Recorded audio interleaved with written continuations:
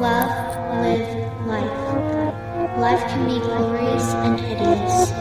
Stick your feet to the ground. Don't think you are counted out. Don't let the wind pull you and tear you apart. Let yourself live freely and love, and you'll be happy. No limits. Just keep on. Hey guys, and welcome back to another Iron Will podcast with me, Shane Warner, and John Chase. So what this podcast is all about is we are trying to get stories from people that have been through a traumatic experience in their lives and came out a different person. Yeah, they have all created an iron will. So what is an iron will? A burning determination that cannot be stopped or hindered by anything, willing to do anything to get a desired outcome, extremely resilient. So what we like to say is just keep punching. Yeah. So sit back and relax, and we're going to start the show. And today we have Mandy Burks on the podcast with us. And how I know Mandy is from On the Dash. She's actually the one that is being put in charge of making the t-shirts for me. And I'm just going to have Mandy introduce herself and tell you guys how she started working for Dakota. Yeah, so yes, my name's Mandy Burks. I work with Dakota Meyer for both of his companies, Flipside Canvas and On the Dash. And I guess you said like how I got the job is kind of all twisted and crazy. I used to actually be his neighbor. I've always worked in childcare. So are you from Kentucky or Texas? I'm actually, like I said, it's kind of twisted and crazy. I'm actually originally from Atlanta, Georgia. Okay. And when I was kind of trying to figure out what I was going to do after school, I've always worked in childcare. He saw me when I actually came to visit my parents when they relocated to Austin. And he was like, "You're amazing with my kids. Would you be my full-time nanny?" And I had no idea what I wanted to do after college. So I was like, sounds awesome to me. Yeah. I love a new adventure. So I actually moved to Austin in 2018, got hired full-time as just childcare, and then eventually worked my way up to kind of like a personal assistant. And then I kind of just took on more with On the Dash and Flipside. Yeah. It sounds like Dakota realized your potential and what you were capable of and decided to use you for more than just a nanny. Well, and it's honestly kind of, I'm one of those people where if I don't have a task, I get exceptionally bored. Yeah. And so when I became the nanny, I was like, hey, well, I can help you with this too. Hey, do you need me to do that for you as well? And it just kind of turned into, well, now I have a desk in the office. Yeah. Mm-hmm. That's awesome. That's good. Yeah. I'm the point of contact for a lot of people for him. And a lot of people kind of give him jokes. And it's like, wow, like what doesn't she do? But the fraction that I do, it is like not any comparatively to like what he does.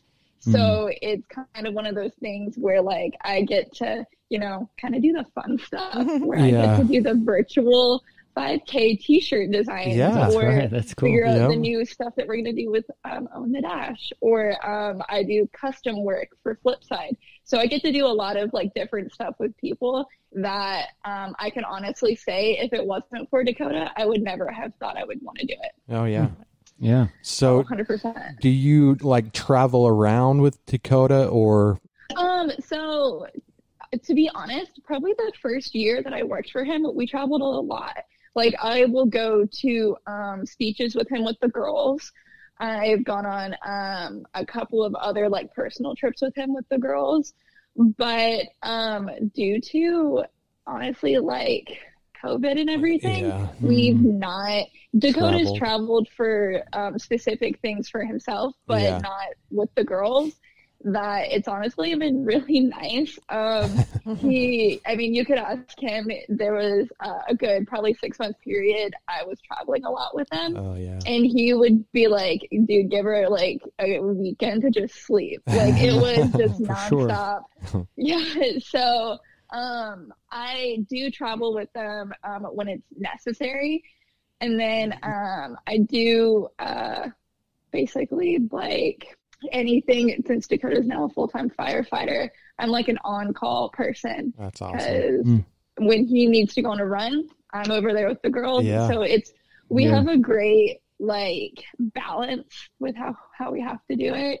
And then I guess on top of that, with like doing flip side and everything, it's great that it's kind of like not that we're a 2-man team, we have a whole team with us, but since we're like the main 2 people, like always together being like, hey, don't forget we got to do this. Yeah. Hey, don't forget about that. It's great to have the communication I have with my boss is something that I take for granted probably every day, and like don't tell them how amazing it is, because I don't think anybody and their boss has a like crazy relationship like we do, which is awesome. That is cool.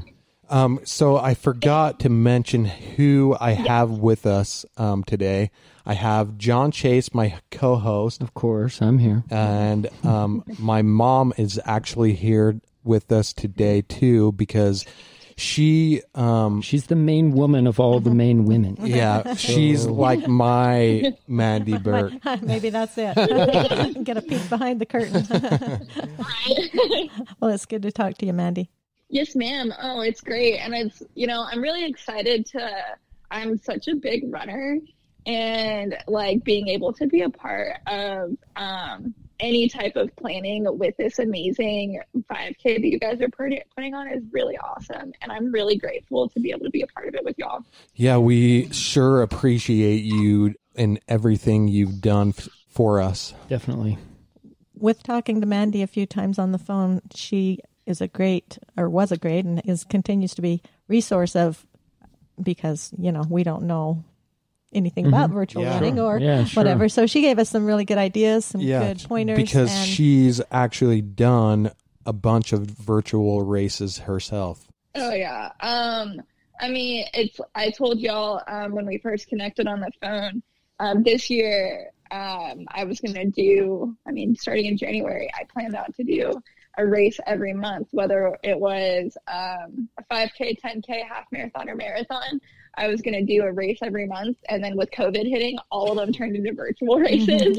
So I got very knowledgeable pretty quickly with what that so meant, you're which is like awesome, an invaluable resource for us. Right. Because this is our first virtual 5K we've ever done. So we really appreciate you and your knowledge.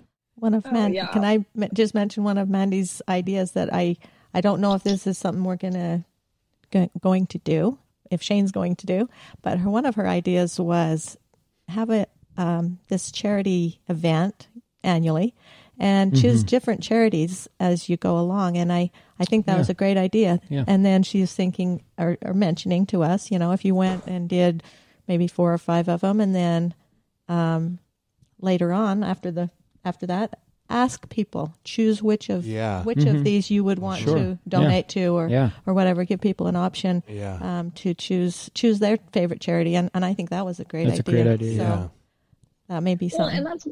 And that's one thing. When I told you about it, I saw there's a athletic wear company who does that, where you get to every purchase you make, you get to choose what proceeds go to which charity. Right. And that was one thing when I was telling them about it, I was like, that honestly makes me just want to buy their clothes. Yeah. Sure. It makes you feel like I'm actually doing something. Well, it makes you feel like you're contributing to the company that you specifically want to donate to. Yeah.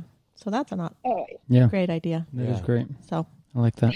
And I think, it also kind of shows you, I was going to say, like, it also, like I had said, down the road, it'll show possibly, like, hey, we've worked with all of these charities and we continue to work with them. Yeah. And it kind of gets people to be like, oh, I'm still making a difference within this one organization. So can you kind of tell us what a virtual race is all about and what you can get from it and stuff like that? So I guess like the best way I can describe a virtual race is it's kind of like your own head game. Like, I've done so many different races because from a 5K you're to a marathon. Just competing against yourself. Yes. So, right. Like, I've done the majority of the racing I've done in person. And so, like, for instance, for my marathon, like, I was able to pace myself with other people. Well, with a virtual race, you're kind of like competing with your own head. And you're kind of like telling yourself, it's kind of like when you have to go to the gym and lift weights by yourself. Yeah. It's just you. There's no one else there to try and like measure up next to. And this is like Do it the all the time. ultimate head game. And so this is, and especially with, so one of my favorite virtual races I've done was my mom and I decided to do a Mother's Day virtual race, and she does not live in Austin. So we decided a time to go out and run, and then we'd call each other afterward. Yeah. And so even though, I maybe ran faster than her, had a different terrain, it was nice to be able to like have that type of just day with my mom for Mother's Day, even though we weren't near each other, and it gave us something to do together. And it kind of just showed me kind of too how we forget when we go and do a race that it's an achievement for us. Yeah. Because I've gone out and like my last race that I did in person, I like told myself I had to beat this girl in front of me, and it did not. Like, I ended up about puking, so I was like, I had to beat her. But it wasn't. She probably didn't even notice I was even doing that. Like, no one cares. They're all trying to get across that finish line. Right. And so when I started doing a lot of these virtual races, I started setting goals for myself. Not so much like I want to finish or I need to make this time, but it was like, how about we do it in a different, like time of day, a different like terrain, because a lot of people do like to do races because it's like, it's a difference outside of what I'm used to running in. Yeah. And I like with virtuals, I was doing the exact same route every time. So of course I'm going to like know when it droops down or gets better. Yeah. So it really made me. And if you ask any of my friends, like, I like a good challenge, but I also like to find where I get comfortable and then just, like, keep getting a little bit better at that course, especially with running, that it kind of showed me, like, okay, you really need to step out of your comfort zone if you're going to, like, keep doing better. If you're going to improve upon a pace or just, like, your legs itself. So these virtuals are definitely to people who have never ran before or who are avid runners, it'll show you what your mind can do because your body can do it. It can, yeah. Oh, I will be completely honest and transparent. I did a marathon in February, did not train for it at all. I did it as on a bet. Someone told me I wouldn't be able to cross that finish line, and I did. It was my mental capacity that kept telling me that I couldn't do it. My body was perfectly fine. It was my brain telling myself, like, why in the world are you doing this? Like, especially with like a virtual race where I know some people, because I've been watching y'all's social media, I've noticed a bunch of people say this is going to be my first 5K ever. Yeah, that's awesome. And that is amazing. Yeah, because you never know where that'll lead, Yeah. Well, and it's one of those things where I feel like a lot of, like, I remember when I signed up for my first 5K, I was so excited to have the crowd cheering at me when I crossed the finish line. Well, these people, I remember this woman, I saw her Instagram story post, and she was like, I'm so excited that I had this opportunity. And I'm like, that is amazing that you don't want anybody cheering for you. You just want to go and do it for yourself. Yeah. And to prove to yourself that you can do it. That's right. And that is more important than having someone like give you a pat on the back and say congratulations. That's right. We're hoping that people will get a little group together, though, and if they want, that's the thing. If they get a little group, their own little community, their own little family of friends, whatever, we're hoping that they'll do that. With a virtual, it would be great to get your kid, like a kid involved. I mean, Dakota's kids are 3 and 4.5, and I tried to get